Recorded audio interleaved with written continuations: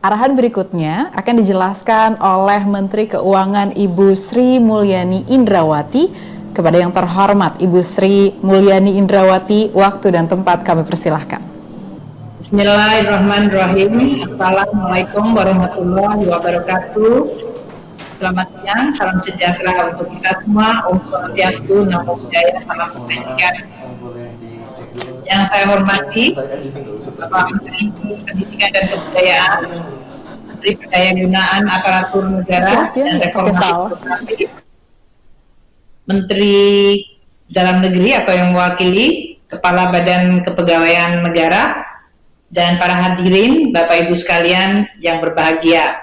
Terkait acara hari ini, kami menyambut gembira bahwa Kementerian Dikbud akan melakukan perekrutan pegawai pemerintah dengan perjanjian kerja. Tentu ini sudah dilakukan dengan suatu perhitungan yang matang dan program yang tadi telah dijelaskan oleh Mas Menteri mengenai mekanismenya. Jumlah guru non-PNS sekarang ini adalah sebesar 1,6 juta orang.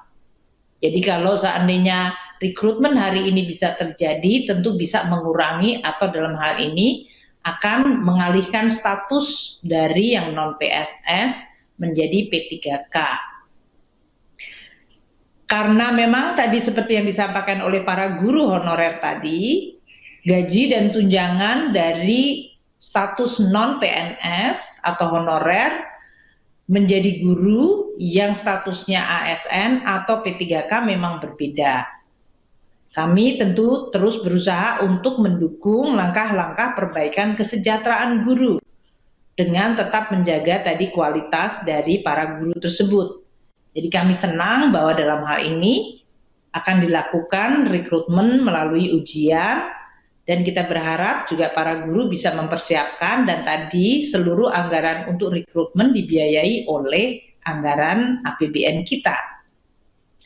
Kalau kita lihat untuk tahun 2021 ini telah dicadangkan 1,46 triliun untuk gaji ASN pusat maupun yang baru. Jadi ini artinya nanti kalau para guru honorer yang sudah diterima dan menjadi guru P3K, maka mereka akan mendapatkan gaji sebagai ASN dan tunjangan kinerja dan sejenisnya untuk guru, termasuk yang dalam hal ini sebesar 4.060.490 bagi guru yang menikah dan memiliki 2 anak dari sisi total tunjangan kinerjanya.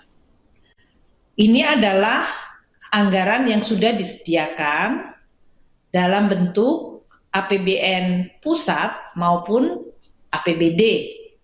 1,46 juta untuk ASN pusat dan 1,46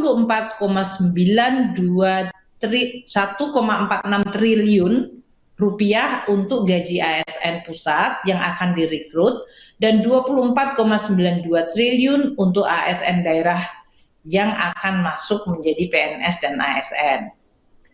Kita mengetahui bahwa untuk pusat ini akan ada formasi 54.581, baik yang untuk CPNS 27.291 dan untuk yang P3K sebesar 27.290. Untuk daerah yang akan lebih besar, dalam hal ini untuk CPNS 119.094, dan untuk P3K tadi yang disampaikan Pak Wapres dan Pak Mendikbud akan ada rekrutmen sampai dengan 1.2.616 orang.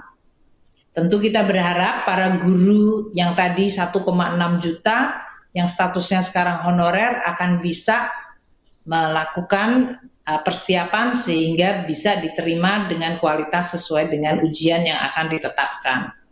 Selain itu kami masih ada untuk P3K non-guru, yaitu tenaga non-kependidikan, itu masih akan ada formasi sebanyak 70.000 lebih. Inilah yang kita sediakan anggarannya hingga mencapai 24 triliun. Tadi yang saya sampaikan untuk atau 24,9 berarti sudah mendekati 25 triliun.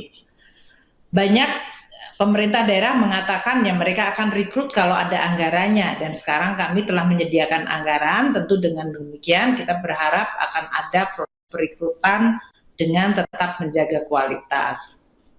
Alokasi anggaran untuk pembayaran gaji tunjangan yang melekat pada gaji untuk tahun anggaran 2021 ini akan mencapai sebesar 58,8 triliun. Nah, mekanismenya tentu saja dalam hal ini sesudah formasi guru tadi ditetapkan di masing-masing kabupaten, kota, daerah. Kalau yang untuk tadi P3K daerah, maka kemudian mereka melakukan tadi sesuai yang disampaikan oleh Bapak Menteri atau Mas Menteri. Nanti kalau sudah ditetapkan pengangkatan P3K-nya oleh pemerintah daerah dan registrasinya di Badan Kepegawaian Nasional, sesuai dengan hasil seleksi yang tadi diselenggarakan oleh Kemendikbud dengan Kementerian Pan-RB, maka pembayaran gajinya akan menggunakan jalur APBD, di mana kami akan melakukan transfer melalui transfer umum. Dan penyaluran DAU setiap bulannya dilakukan sesudah pemerintah daerah menyampaikan realisasi belanja pegawainya. Jadi dalam hal ini Kementerian Keuangan akan terus mengikuti proses ini, berapa yang nanti akan mengikuti ujian, berapa yang kemudian betul-betul direkrut, berapa yang kemudian mendapatkan pengangkatan oleh pemerintah daerah dan ditetapkan atau diregistrasi di BKN, dan dengan basis itu kemudian akan dilakukan transfer umum sehingga kemudian pemerintah daerah bisa membayar melalui dana transfer umum yang ditetapkan. Kami sangat menyadari bahwa kualitas guru adalah sangat-sangat penting dalam meningkatkan kualitas pendidikan dan sangat mendukung apa yang disampaikan dan merupakan tekad dari Kementerian Pendidikan Kebudayaan untuk terus melakukan reformasi kegiatan pendidikan di Indonesia agar makin meningkat kualitasnya. Saya selalu teringat bahwa teachers affect eternity, no one can tell where their influence stop. Artinya pengaruh guru itu hampir selamanya dan nggak pernah bisa diketahui kapan berhentinya. Banyak kalau Bapak dan Ibu sekalian dengar orang yang sukses nanti mengatakan saya teringat kepada guru saya yang inspiratif, dan itu selalu diingat sampai sepanjang hayatnya. Jadi profesi guru adalah profesi yang luar biasa penting. Saya berharap langkah-langkah ini akan bisa memberikan tidak hanya sekedar harapan, tapi juga tekad dari seluruh para tenaga pendidik, para guru, untuk terus mencintai, berdedikasi, dan memberikan yang terbaik untuk para siswanya. Demikian yang bisa saya sampaikan. Terima kasih. Wassalamualaikum warahmatullahi wabarakatuh.